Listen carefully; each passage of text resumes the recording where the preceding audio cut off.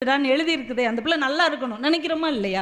அப்போ அந்த ஒற்றை வார்த்தை பார்க்கிற எல்லாருக்குள்ளேயும் ஒரு உணர்வை தூண்டுகிறது என்றால் இதையே நம்ம செய்ய மாட்டேங்கிறோம். இப்படியே களிமண் மாதிரியே உட்காந்துருக்குறோம். நான் என்னையும் சேர்த்தே தான் சொல்கிறேன். ஏன்னா வந்ததுலேருந்து எங்களை இப்படி சொல்கிறேன்னு சொல்லக்கூடாது.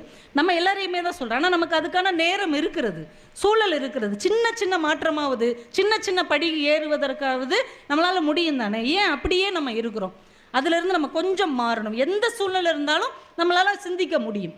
ஒரு ராஜா இருந்திருக்கிறார் ஒரு நாட்டில், ரொம்ப நல்லவர் அவர்.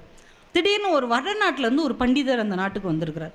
வந்து இந்த ஒரு படத்தில் திருவிளையாடலில் வந்த மாதிரி தான், என் கேள்விக்கு உன் நாட்டில் யாராவது பதில் சொல்லிட்டா நான் உனக்கு அடிமைன்னு எழுதி தரேன், யாருமே பதில் சொல்ல முடியலன்னா உன் நாடே எனக்கு அடிமைன்னு எழுதி கொடுன்ட்டார்.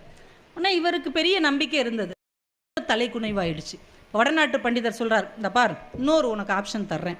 நான் கேட்ட கேள்விக்கு தான் அவங்களால பதில் சொல்ல முடியல, அவங்கள கேள்வி கேட்க சொல்லு. என்னால் பதில் சொல்ல முடியாட்டி கூட நான் அடிமைன்னு எழுதி தரேன், உன்னை விட்டுறேன். கேளுங்கய்யா, கேட்டு தொலைங்க, ஏதாவது கஷ்டமான கேள்வியாக கேளுங்க.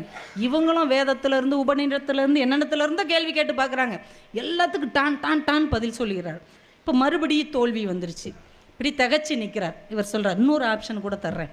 உன் அறிஞர்கள் பண்டிதர்கள் எல்லாம் விட்டுருவீங்களாம், உருப்படுறதுக்கு இல்லை, இந்த பொதுமக்கள்லேருந்து கூட யாராவது கேட்கலாம், கேட்க சொல்லு. அப்போ பதில் சொல்லாட்டி கூட நான் ஒத்துக்கிறேன் தோல்வியை. ராஜா ரொம்ப கஷ்டப்பட்டு இறங்கி வந்து, நம்ம பண்டிதர்கள்லாம் தோத்துட்டாங்க, நம்ம நாடே இந்த ஆளுக்கு அடிமையாயிரும் போல இருக்குது, ஏதாவது புத்திசாலித்தனமாக யாராவது கேள்வி கேளுங்க ப்ளீஸ் அப்படிங்கிறார். பொதுமக்கள்லாம் நம்மளால் எப்படிங்க கேட்க முடியும்னு எல்லாம் ஒதுங்கி ஒதுங்கி போகிறாங்க. ராஜா நான் கேட்கலாமான்னு பின்னாடி இருந்து ஒரு குரல். எல்லாம் வழி விடுறாங்க. ஒரு ஆள் வேட்டியை மட்டும் கட்டிக்கிட்டு சட்டை இல்லாமல் துண்டை தோலில் போட்டு கருப்பாக குட்டையாக ஒருத்தர், நான் கேட்கலாமா அப்படிங்கிறார். வாயா வந்து கேளியா.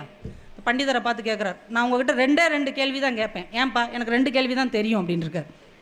கேளுப்பா கேளு அப்படின்ட்டு இருக்கார். பண்டிதருக்கு ரொம்ப இலக்காரமாக இருக்குது, இவன்லாம் என்னத்தை நம்மகிட்ட கேள்வி கேட்க போகிறான், கேளு கேளு, 2 கேள்வி இல்லை 20 கேள்வி கூட கேளு. இல்லை 2 தான் கேட்பேன். சரி கேளு. உடனே அவன் கேட்டிருக்கான், பழமான பிறகு காயாவது எது அப்படின்னு கேட்டிருக்கான். யோசிச்சிருக்கிறார், பழமான பிறகு காயாவதா? காய் தானப்பா பழமாகும், பழமான பிறகு காயாவது ஒன்று இருக்குது, அதை சொல்லியான் இருக்கார். பண்டிதர் ரொம்ப யோசிச்சு பார்த்து ஓலைச்சுவடியெல்லாம் புரட்டி பார்த்துருக்காரு, ஆன்சரே இல்லை இருக்கு. அப்படி பக்குன்னு ஆயிடுச்சு. தெரியல, 2வது கேள்வியை கேளேன். ஒன்றும் பிரச்சனை இல்லை, காயான பிறகு பூவாவது எது அப்படின்ட்டு இருக்கான். ஏன்டா அப்படி ரிவர்ஸ்லேயே போய்கிட்டு இருக்க? பூ தானடா காயாகும், நீ என்ன காய் பூவா ஆகும், காய் பூவாகும் சொல்லியா அப்படின்னு இருக்கான். அவர் திகைச்சு போய், தெரில தம்பி, நான் தோத்துட்டேன், நீ பதில் சொல்லு. அவன் சிரிச்சுக்கிட்டே சொல்லியிருக்கான், பழமான பிறகு காயாவது ஊறுகாய். எலுமிச்சம்பழம் தானே ஊறுகாய் ஆகுது. அசந்துட்டார் அந்த ஆள். அடுத்த கேள்வி, காயான பிறகு பூவாவது தேங்காய் பூ அப்படின்னு இருக்கான். தேங்காய் தானே பூவாகுது. காலில் விழுந்துட்டார் அந்த பண்டிதர். இவ்வளோ